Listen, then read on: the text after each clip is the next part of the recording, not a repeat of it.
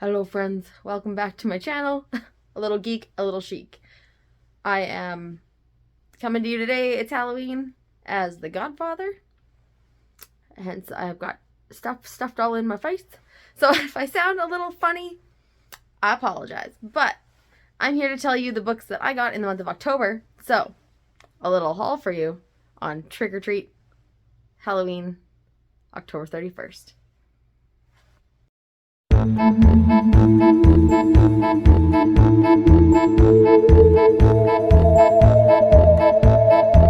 In the month of October, I got 5 books. I had to recount them. I went to a book sale with my friend Kim over at Bookshelf Bunny. She and I went to a book sale to support our local symphony. Books there are like $2-3, you guys. So when it comes up, we can't pass it up. We go. So I will show you guys what I got. And it's not going to be a super long video because I honestly didn't get a lot of books in the month of October. But when you get a book sale for $2 a book, it's an offer you can't refuse. Like that? Okay. Again, happy Halloween. I am the Godfather, if you didn't know. So I dress up for work every year. This year I'm the Godfather. I also have chocolates in the shape of horse heads to hand out. So if you work with me, you're welcome. But let's get started. So I got 2 books that are Christmassy theme. And I got one book that's just really cool. Cool find for a local place. And then 2 just general books. The first book I got is She Who Became the Sun by Shelley Parker Chan. And it is a fantasy book. I don't know a lot about it. It has great ratings on Goodreads. But it was $3.50 and it is in brand new condition. A lot of praise on the back of this book, so I'm excited to read it. It says, to possess the mandate of heaven, the monk Zoo will do anything. And it's just a really nice cover. Again, don't think it was even read. It is in perfect condition. And whenever there's a fantasy book and it's written by Tor, I like to give it a chance because Tor publishes great books. Sorry if I'm up and down and all around. I'm kneeling. Let's see if we can adjust you to a sitting position. That might be a little bit better. Much. And then you get the, like, spooky books behind me. Okay. Next up, we have just an adorable book that I've always really wanted. I have not yet read. I do think I have an e-copy that I got at some point, but I couldn't find it on my e-reader, so maybe I don't. But that is The Bookish Life of Nina Hill.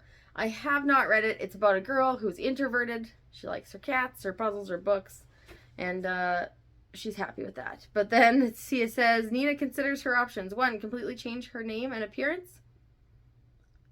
Too drastic, plus she likes her hair. 2, flee to a deserted island. Hard pass. C, coffee. She likes coffee and she won't have any there. And 3, hide in a corner of her apartment and rock back and forth. And then she puts, already doing that.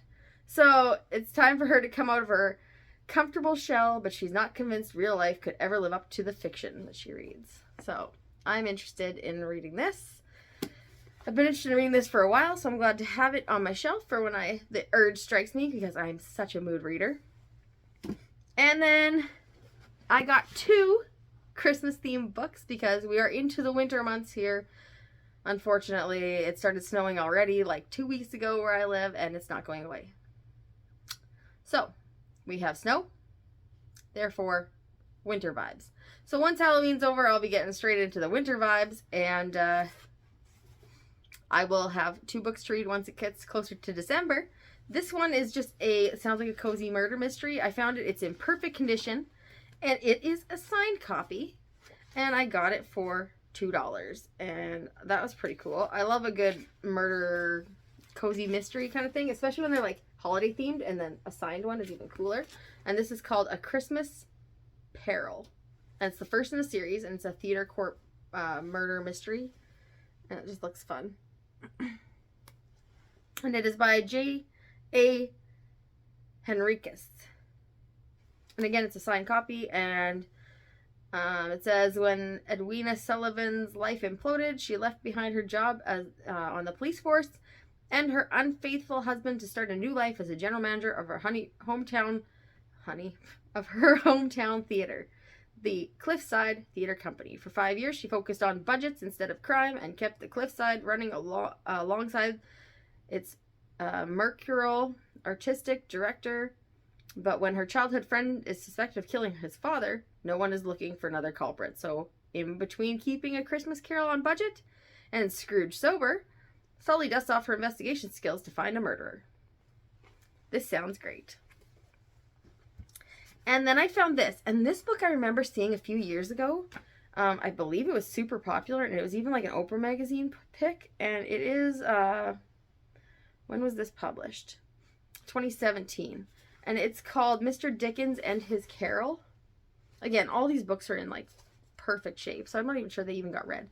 But this one is about Charles Dickens. So I guess his publishers are knocking on his door. He doesn't feel very Christmassy. Doesn't have a lot to offer in the idea of a Christmassy book that they want, like right now.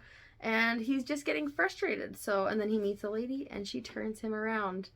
And it's kind of like a, I don't know, just loosely based on Charles Dickens' life, and then as if it were like combined with the Christmas Carol. All right, so it sounds pretty good. It sounds very Christmassy. Christmassy. Again, these things in here make it really interesting to talk. And so I'm excited for that. And the final book I got in the month of October, are you ready for it? A copy of Harry Potter. Go figure. But I was at the sale and I saw this book and I'm like, that looks like Harry Potter. It says Harry Potter, but what the heck is underneath it? In case you guys don't know, I'm from like a province in the center of like Canada, in Saskatchewan. We have English as a primary language, and very often do we ever see a book that's written in another language, let alone able to purchase one here. And unless it's for like school or university or textbook. But to find a complete German copy of Harry Potter for $2.50, and it's in, again, great condition, I am stoked. So I grabbed this. Can I read it? Absolutely not. But what kind of fun is it having a German copy of my favorite Harry Potter book on my shelf? Yeah.